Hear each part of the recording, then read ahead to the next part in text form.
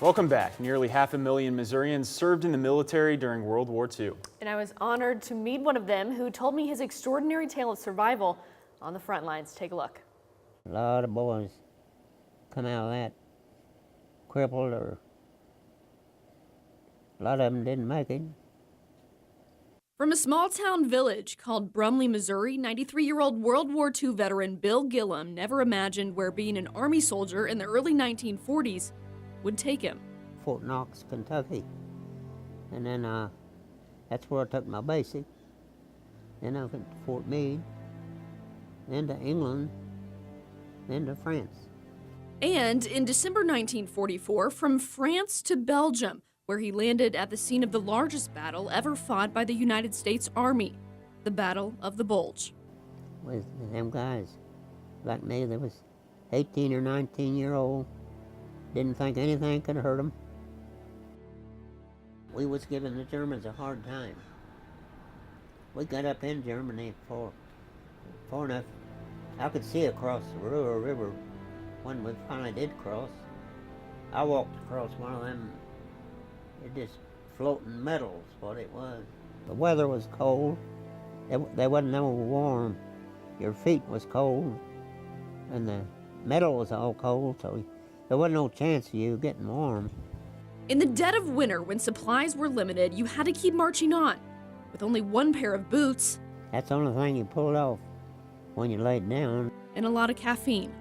I'd say more boys got on coffee over there than anything they ever drunk, because it was hot. Also common, sleeping on the frost-covered ground. But Bill says Americans, led by General George Patton, were unwilling to ever back down. He wasn't going to let them Germans sit down or lay down. He kept a pushing them. Battle of the Bulge derives its name from this. The Germans wanted to recapture a popular Belgian port to create a bulge between American and British armies in France and cut them off from the port. And it didn't take long for Bill and his platoon to experience firsthand the realities of being on the front lines. We went flying down the road with a platoon of tanks. When that boy threw that grenade in there, it killed the boy that was standing right by me. And I just got a little of it in this arm and this leg down here. That boy, I guess, that it killed, it just went off right in his face. So he didn't have a chance.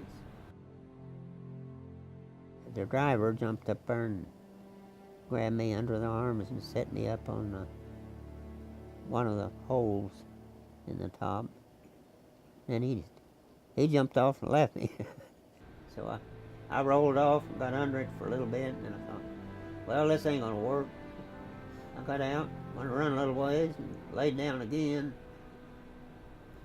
And then I got up. The tank driver who helped Bill get out of the tank was later killed, leaving wounded Bill to find safety on his own, with bullets flying nonstop right over his head. It was just constantly, you had to stay on guard all the time. When I was wounded, it was of a night, and I don't know how they found that plane, but they found a plane to put me on, and I didn't get off of it till I got to Springfield, Missouri. That was probably the happiest day of my life. In 1945, Bill was awarded the Purple Heart. The medal takes him back to the war that caused a lot of pain and a lot of perseverance. They don't help you heal, but it's nice to have one of them. It was an honor to serve this country. I did my job as best I knew how. Bill also told me that his mom gave him a Bible and he kept that right on top of his gun as he was a tank gunner. So that was very cool. Very touching story. Incredible that you were able to speak with him. Yeah. Sadly, not a lot of the World War II veterans are still around. They, pass away every day. Unbelievable that you get to speak with him. He was incredible.